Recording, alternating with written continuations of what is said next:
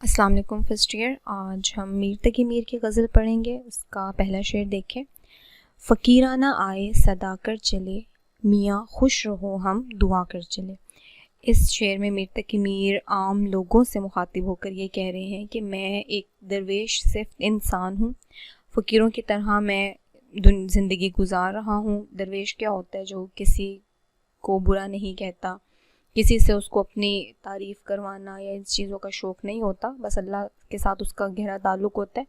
تو میر تقی میر کہتے ہیں کہ مجھے بھی اس چیز سے فرق نہیں پڑتا کہ کوئی مجھے اچھا سمجھتا ہے یا کوئی مجھے برا سمجھتا ہے، میرے بارے میں بری رائے رکھتا ہے، مجھے ان چیزوں سے کوئی فرق نہیں پڑتا.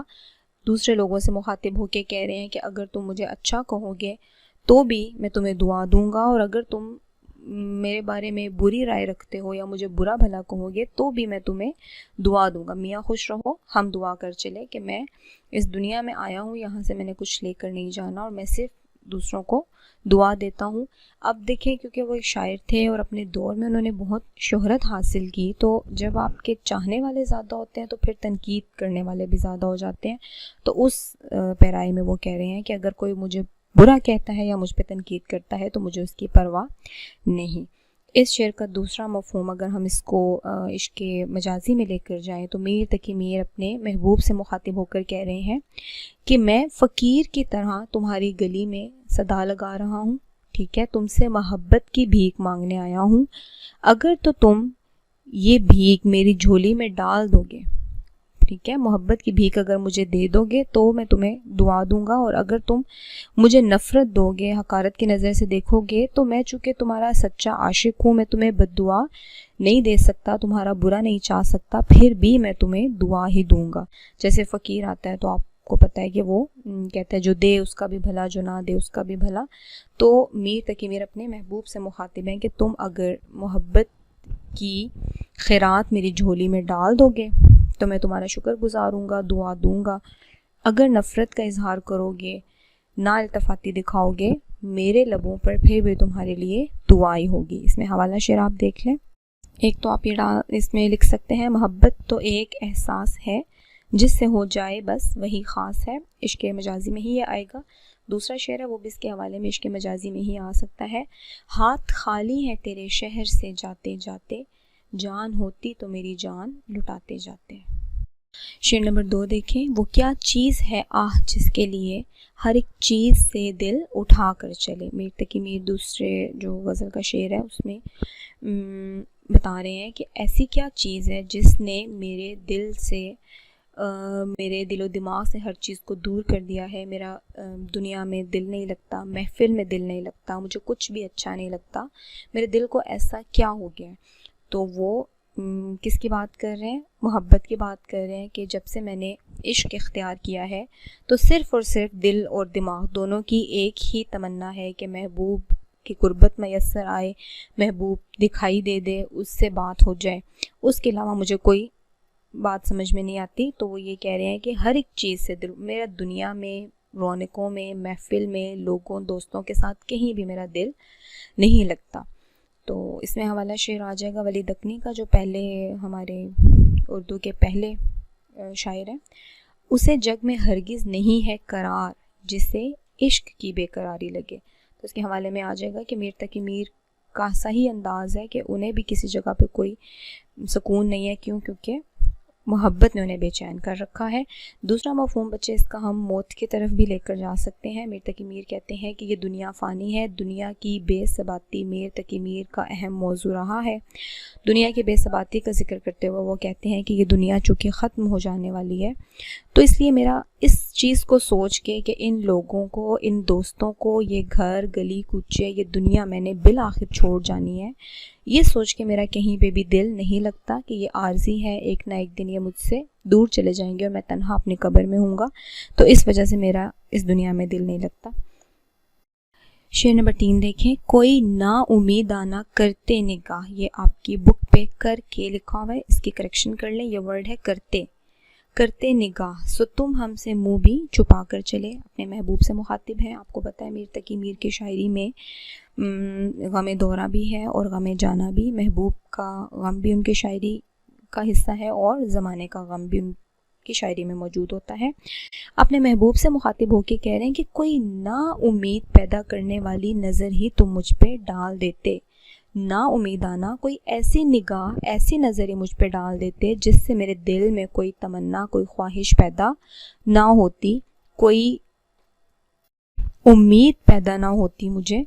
لیکن تم نے کیا کیا؟ تم تو اجنبیوں کی طرح مجھ سے منہ چھپا کر چلے گئے، تم نے مجھے دیکھا تک نہیں، مکمل طور پر نظر انداز کر دیا۔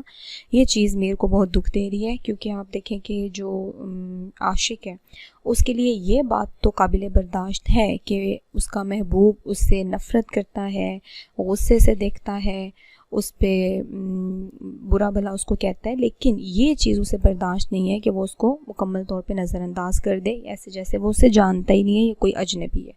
تو یہاں پر میر بھی یہی کہہ رہے ہیں کہ کوئی نا امید پیدا کرنے والی، کوئی آرزو بڑھانے والی نگاہ مجھ پہ نہ ڈالتے، غصے بھری نگاہ ہی ڈال لیتے، نفرت سے ہی دیکھ لیتے، لیکن منہ چھپا کر مجھ سے چلے گئے اور مجھے دیکھا تک نہیں۔ یہ چیز مجھے دکھ دے رہی ہے۔ شعر نمبر 3 میں بہت سے حوالہ اشعار آ سکتے ہیں۔ تم ہمارے کسی طرح نہ ہوئے ورنہ دنیا میں کیا نہیں ہوتا، اس کے حوالے میں آ جائے گا۔ ایک اور شعر ہے خواجہ میر درد کا، ان لبوں نے نہ کی مسیحائی ہم نے سو سو طرح سے مر دیکھا۔ شعر نمبر 4، دکھائی دیے یوں کہ بے خود کیا ہمیں آپ سے بھی جدا کر چلے۔ میر تقی میر اس میں بھی محبوب کا ذکر کر رہے ہیں۔ عشق مجازی میں یہ شعر جاتا ہے، کہتے ہیں کہ جب میرا محبوب میرے سامنے آتا ہے تو اس کے حسن کے جلوے اتنے ہیں کہ میں ان میں کھو جاتا ہوں اور مجھ پر بے خودی طاری ہو جاتی ہے، یعنی میں اپنے ہوش و حواس کھو بیٹھتا ہوں۔ اب بے خودی کی کیفیت بھی جو ہے وہ 2 طرح کی ہوتی ہے۔ ایک بے خودی یا بیگانگی ایسے ہے کہ آپ محفل میں موجود ہیں، لوگوں میں، بھیڑ میں موجود ہیں، لیکن آپ کو ارد گرد کا ہوش نہیں رہتا، آپ کسی چیز میں اتنا کھو جاتے ہیں، اپنے خیالات میں یا کسی کو دیکھ کے اتنا محو ہو جاتے ہیں کہ آپ کو ارد گرد کا خیال نہیں رہتا، کون آ رہا ہے کون جا رہا ہے۔ دوسری کیفیت کیا ہوتی ہے کہ آپ اس قدر کسی چیز میں محو ہوں کہ آپ کو اپنا بھی ہوش نہ رہے۔ جیسے آپ دیکھیں کہ عشق مجازی، عشق حقیقی میں وجد طاری ہو جاتا ہے، اور اس جو اللہ سے جس کا لنک بن جاتا ہے اس کو نہیں پتہ ہوتا کہ وہ کیا کر رہا ہے، وہ جھوم رہا ہوگا اپنے ہی اس میں، اور اس کو نہیں معلوم ہوگا کہ وہ کیا کر رہا ہے۔ تو اس میں شاعر یہی کہہ رہے ہیں کہ محبوب جب میرے سامنے آیا تو مجھ پر بے خودی کی کیفیت طاری ہوگی، مجھے ہوش باقی نہیں رہا کہ میں کہاں ہوں، ارد گرد کیا ہو رہا ہے۔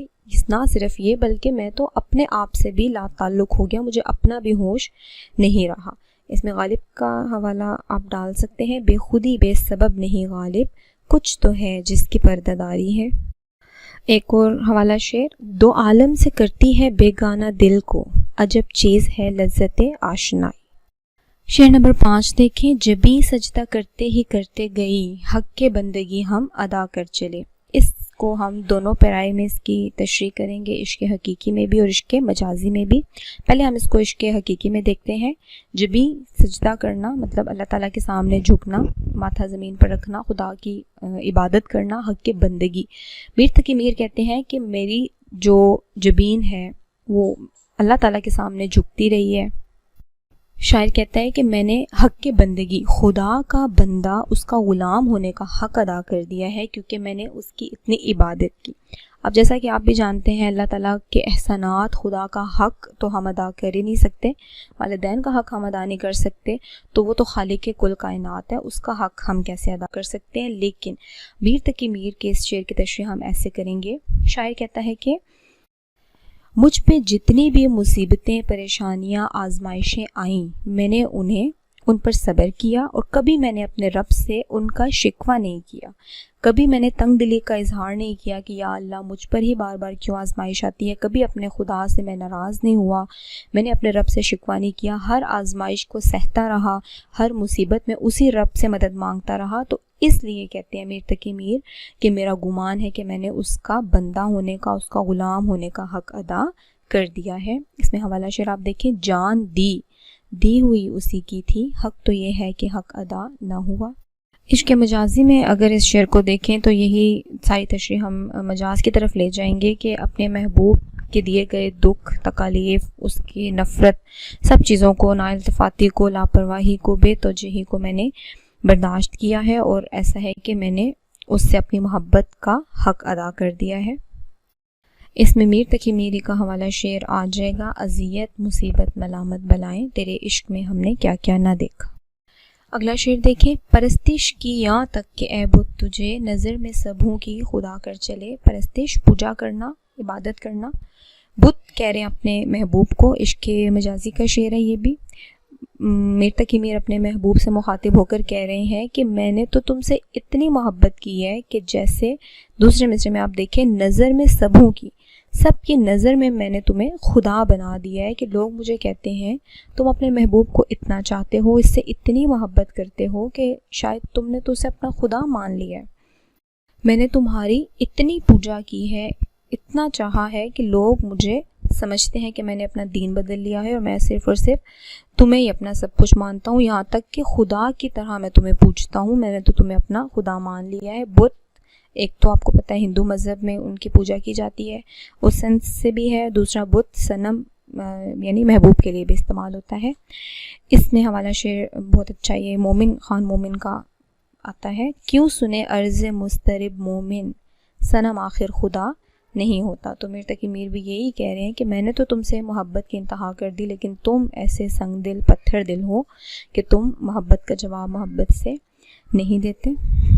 اس شعر کی اس پیرائی میں تشریح بھی ہم کر سکتے ہیں کہ میر تقی میر کہتے ہیں مجھ سے یہ غلطی ہو گئی ہے کہ میں نے اپنے محبوب سے محبت کا اظہار کر دیا ہے، اسے بتا دیا ہے کہ تم کتنے خوبصورت ہو، کتنے حسین ہو، اور مجھے کس انتہا تک میں تمہیں چاہتا ہوں، مجھے کتنے اچھے لگتے ہو۔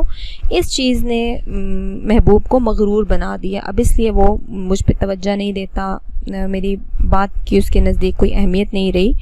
تو اس طرح ہم تشریح کر کے اس میں حوالہ حسرت موہانی کا ڈال سکتے ہیں، حسن بے پرواہ کو خود بیں و خود آرا کر دیا، کیا کیا میں نے کہ اظہار تمنا کر دیا، کہ کاش میں تم سے اظہار محبت نہ کرتا تو تم تو اس چیز سے نہ آشنا تھے کہ تم اتنے خوبصورت ہو، اتنے حسین ہو، یا میں تم سے محبت کرتا ہوں، تم تب میرے سامنے آ جاتے تھے، بے دھڑک مجھ سے بات کر لیتے تھے، لیکن جب سے میں نے اظہار محبت کیا ہے تو اب تم مجھ سے چھپتے ہو اور میرے سامنے نہیں آتے یا سنگ دل ہو گئے ہو۔ غزل کا مقطع دیکھیں، کہیں کیا جو پوچھے کوئی ہم سے میر، جہاں میں تم آئے تھے کیا کر چلے۔ میر تقی میر غزل کے مقطع میں کہتے ہیں کہ میں کسی کو کیا جواب دوں کہ اللہ تعالیٰ نے مجھے جس کام کے لیے اس دنیا میں بھیجا تھا میں اسی کام کو بھول گیا، اس کو چھوڑ کے میں دنیا کی رنگینیوں میں، دنیا کی رونقوں میں کھو گیا اور مجھ سے وہ کام رہ گیا۔ اس میں آپ یہ کوٹیشن ڈال سکتے ہیں، القرآن حوالہ دے کے، بے شک ہم نے جن و انس کو اپنی عبادت کے لیے پیدا کیا ہے۔ تو یہ کام تھا، میر تقی میر کہتے ہیں، جو اس دنیا میں آ کے میں نے کرنا تھا مگر میں اسے ہی بھول گیا ہوں۔